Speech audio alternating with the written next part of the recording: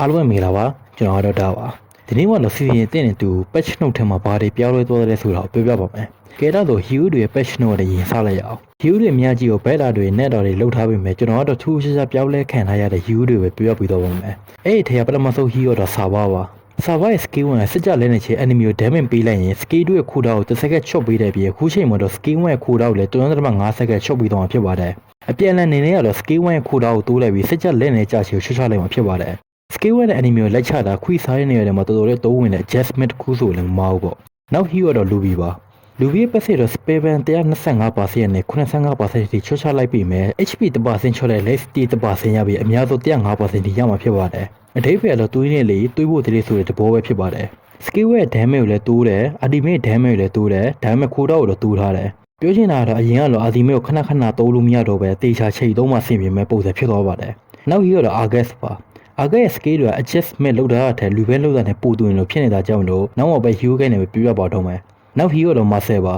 Marcel ရဲ့ passive ဖြစ်တဲ့ basic attack က critical မထွက်တာနဲ့ XP မရတာကိုဖြုတ်ပေးထားပေမဲ့ passive ခိုးတော့ဝင်နေတဲ့ enemy ကို basic attack နဲ့ချတဲ့ခိုးတော့ချို့တဲ့ effect ကိုတော့ပြန်ဖြုတ်လိုက်ပါတယ် skill 1ရဲ့ immobilize effect ကိုဖြုတ်ပေးလိုက်ပြီး ASR slow effect နဲ့ damage ကိုတော့ပြန်တိုးပေးထားပါတယ်ဒါအပြင် ultimate နဲ့ freezing type ဖြစ်နေတဲ့ enemy တွေကို target ထားလို့ရသွားပြီမယ် freezing type ဖြစ်နေချေတုံးထားတဲ့ damage တွေကအဲ့ enemy ကို 50% ပဲထိပြီး freezing လိုက်ကြချေကိုလည်းချွတ်ချပေးထားပါတယ်ပြောချင်တာတော့ Marcel ကို mathematics နဲ့တွဲလို့ကောက်လုပ်ပေးလိုက်တာပဲဖြစ်ပါတယ်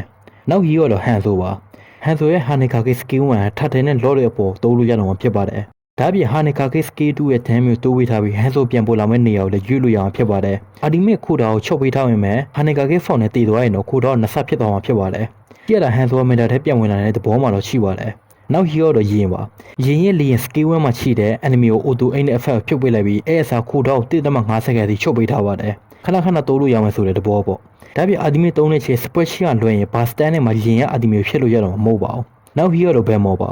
Bemo ရဲ့ skill 1မှာရှိတဲ့ physical defense shot တဲ့ effect ကို skill 2ကိုပြောင်းပေးလိုက်တဲ့ကြောင့်အရင်လို skill 1သုံးပြီးမှ skill 2ကိုသုံးစရာမလိုပဲဒီတဲ့ plane ကြီး skill 2သုံးလိုက်ရင်ရပါပြီဒါတွေကတော့ hero patch note ထဲမှာထူးခြားခြားပြောင်းလဲခံရတဲ့ hero တွေပဲဖြစ်ပါတယ်ကဲတခြားဘာတွေပြောင်းလဲခံရရတယ်ဆိုတာကိုကြည့်လိုက်ကြရအောင်လုံးမတဲ့အတွက်တော့တယောက်တည်းမီယန်နဲ့ခွိကိုဆိုင်ရင်ဂိုးချွတ်ရမကြချေကို9မိနစ်ကနေ6မိနစ်ထိတိုးလိုက်ပြီးအဲ6မိနစ်တွင်ဂိုးရမယ့်%တဲ့50%ကနေ30%ထိချွတ်ချထားမှာဖြစ်ပါတယ်